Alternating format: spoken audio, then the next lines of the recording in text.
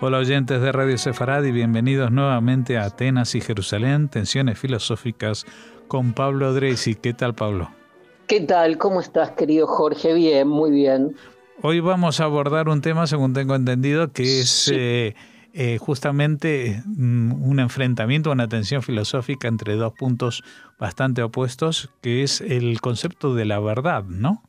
sí, parece un tema muy ambicioso, pero es un aspecto de ciertos usos de la verdad, como uno los puede encontrar en algunas, ves que voy matizando, ¿no? En algunas tradiciones judías o de los textos bíblicos sobre todo, el modo en que la idea de, sobre todo, ¿sabes qué, Jorge? La idea de enunciar una verdad, no el contenido de la verdad, ahora voy a explicarlo bien igual, sino como conversábamos emisiones pasadas, el acto performativo, actuado de decir la verdad. Una cosa es el contenido de verdad de una oración, llueve, no llueve, es falso, es verdadero, y otra cosa es el acto de decir la verdad, que supone una valentía, un coraje, y que va más allá y está en otro nivel que es su mero contenido.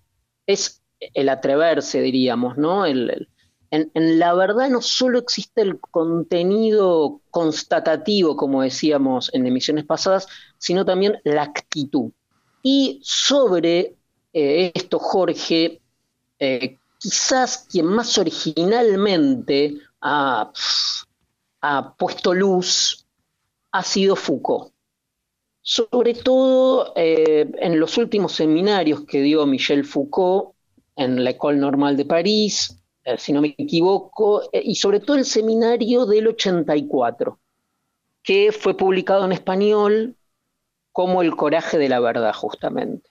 Allí Foucault hacía como una historia de la verdad en Occidente y identifica un modo de la verdad que es el decirle al otro una verdad en la cara, una verdad de manera directa, bueno, enrostrarle una verdad, ¿no? Decírsela en la cara, ¿no? De ahí enrostrarle al otro una verdad, que esto puede ser a un otro particular, ¿no? O al poder, sobre todo, ¿no? Decir una verdad, ir con una verdad, ¿no? Foucault identificó en lo que los griegos llamaban parresía, a esta forma de decir veraz que le enrostra al otro, o le dice en la cara al otro, una verdad, o al poderoso o al poder. Por esto es que Foucault también puso atención casi en sus últimos años, antes de fallecer tempranamente, no murió joven, pero murió, digamos, no murió anciano, murió tempranamente en relación a las posibilidades de del desarrollo de su obra.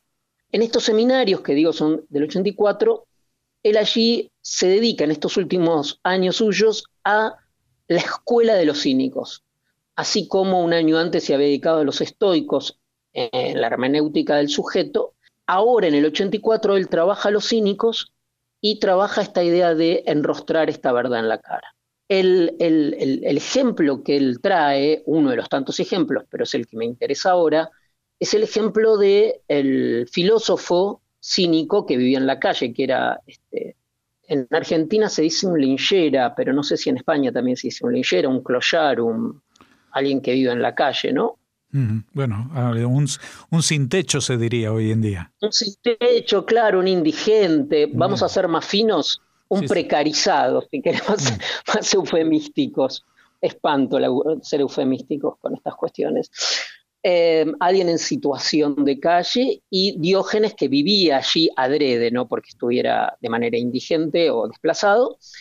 Diógenes se encuentra, así aparecen las fuentes griegas, así lo cuenta Cicerón y Plutarco, se encuentra entonces con Alejandro Magno, nada más y nada menos, y eh, esto sucede en Corinto, entonces toda la población va a recibir al emperador, pero Diógenes era absolutamente indiferente al boato del rey y se quedó sesteando ante su tonel, vivía en un tonel. Entonces fue el propio Alejandro Magno quien, conocedor de la fama del filósofo, buscó a Diógenes, le ofreció obsequiarle con los dones que el filósofo le solicitara, pero Diógenes, cuenta Cicerón, solo le pidió una cosa, que el emperador se apartara para que no le tapara el sol.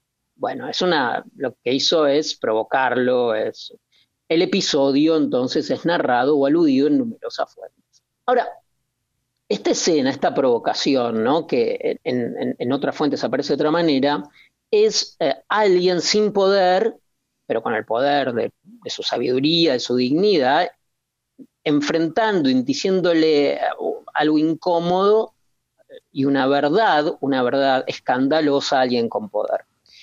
Hasta acá Foucault, hasta acá los griegos. Ahora quería pasar a un pasaje para mí extraordinario, que confronta, esto está en el libro de Samuel 2, como se lo suele clasificar, que tiene que ver con la historia de David. Nosotros ya más de una vez hemos mencionado que David es un personaje que no podría figurar en ninguna hagiografía, en ninguna historia de santos, un personaje humano, demasiado humano, ¿no?, como todos los de la tradición del Tanaj, vetotestamentaria, si se quiere, del Antiguo Testamento. David. Vamos, ¿qué pasa? ¿Cuál es la historia que quiero relatar de David? David es la historia de David con Betsabé, ¿no? Famoso cuadro de Rembrandt y tantos otros. Mientras su ejército asedia la ciudad amonita de Rabá, David ha permanecido en Jerusalén. Una mañana, mientras camina por una terraza del palacio, ve a una joven bañándose en un patio vecino. David se entera de que es Betsabé, la esposa de Urías, que es uno de sus soldados. Impresionado por su belleza, David la manda a llamar a palacio y se acuesta con ella. Cuando Betsabé se queda embarazada, David envía un mensaje a Joab, su jefe militar, pidiéndole que le envíe a Urías. Cuando éste llega de la guerra y le presenta a David su informe, el rey lo insta a que pase la noche con su esposa. Te imaginas, es para simular, ¿no?, que el embarazo es de Urías. La esperanza de David, claro está, es que el embarazo de Betsabé se atribuya a su marido, Urías. Sin embargo, Urías pasa la noche solo, durmiendo a la entrada del palacio. Y cuando David le pregunta la razón, Urías responde que no debe ir a su casa y estar con su mujer mientras Joab y los ejércitos de Judá e Israel, junto con el arca, se encuentran en plena campaña militar. Esto agrava más, digamos, los pecados de David, la actitud de Urías tan digna. David mantiene a Urías en Jerusalén una noche más, bebiendo y cenando con él, y en realidad consigue emborracharlo. Pero Urías se abstiene otra vez de volver a casa. David envía entonces una orden a Joab. Debe colocar a Urías entre un grupo de soldados que se encuentre en lo más encarnizado de la lucha, junto a los muros de Rabá. Cuando la lucha se vuelve especialmente peligrosa, Joab debe retirarse y dejar atrás a Urías. Terrible, ¿no? Sí. Joab sigue esas órdenes, Urías queda solo y muere. Y Joab informa a David de esos acontecimientos. David manda llamar a la viuda Betsabé y la instala en el palacio. El Señor está descontento con lo que David ha hecho, afirma el autor de Samuel 2. Y añade, y acá viene, digamos, la parte que me interesa. Lo envía a Natán, o sea, no va a hablar el Señor no lo va a reprender directamente a David, sino por interpósita persona de Natán, ¿no?, del profeta. Y Natán, ahora leo directamente el texto bíblico, el Señor envió a Natán a ver a David. Cuando llegó, Natán le dijo a David, en una ciudad vivían dos hombres, uno rico y otro pobre. El rico tenía muchos rebaños de ovejas y vacas, pero el pobre solo tenía una pequeña cordera que había comprado. La había criado y había crecido con él y con sus hijos. comía de su boca, bebía de su vaso, dormía en su regazo como una hija. Un día que el rico tuvo una visita, no quiso utilizar ninguna de las ovejas y vacas para preparárselas a su visitante, sino que tomó la corderilla del pobre y se la preparó al hombre que lo había visitado. David, enfurecido contra aquel hombre, le dijo a Natán: por Dios, el hombre que ha hecho eso merece la muerte y tendrá que pagar 4 veces el precio de la corderilla por haber actuado así sin mostrar compasión. Entonces Natán dijo a David: ese hombre eres tú. ¿No? Qué remate, ¿no? Esa frase quedó: ese hombre eres tú. Aquí, Jorge, yo pensaba cuando preparaba la columna que hay una liazón, que hay una relación muy profunda entre las dos historias que te conté. Son maneras, porque hay que pensar que Natán, aunque es un profeta, está enfrentando al rey y lo tiene que reprender, le tiene que decir una verdad en la cara.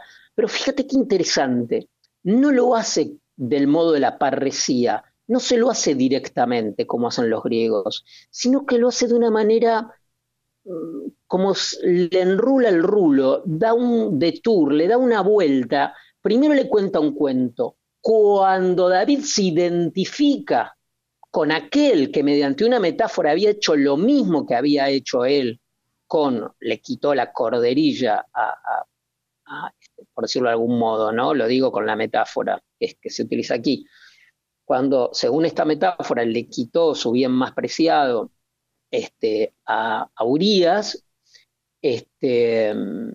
entonces es ahí donde le dice, fíjate esa traslación, esa operación que hace tan inteligente que hace Natán, de usar la metáfora, de decirle una verdad a través de un ejemplo, pero aparte esperar que el propio David se identifique y se avergüence finalmente del mismo, porque esto redunda en que cuando le dice, ese hombre eres tú, aunque el texto después no lo explicita claramente, David se da cuenta que ha cometido un error y se avergüenza de sí mismo.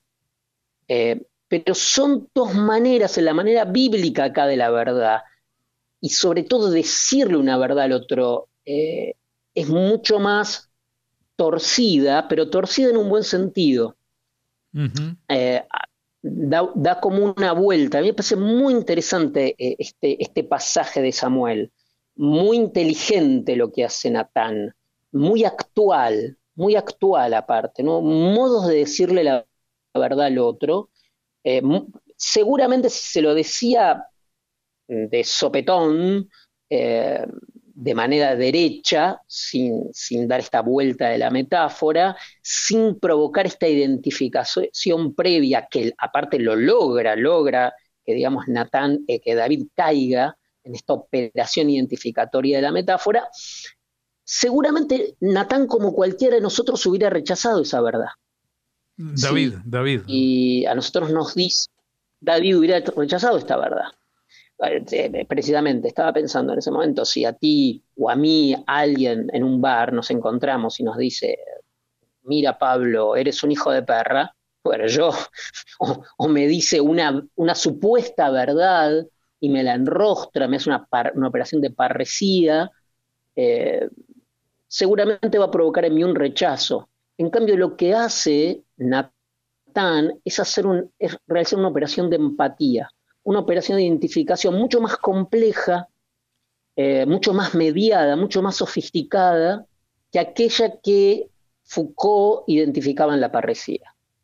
Y aparte de esta cita bíblica, ¿con qué lectura podríamos apoyar este tipo de abordaje? Yo lo que recomendaría en esta instancia es leer esta historia, ¿no? En la fuente, en Samuel 2, 12, y leer el libro de Foucault, El coraje de la verdad, que está editado en el Fondo de Cultura Económico de México.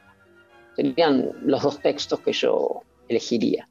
Pues nada, vamos a quedarnos con estas recomendaciones y te voy a decir la verdad, esperamos contactar contigo la semana que viene. De manera directa te lo digo, sin dar muchas vueltas. Hasta entonces. Y yo encantado. Hasta entonces, muchas gracias por habernos atendido. Gracias a ti, Jorge.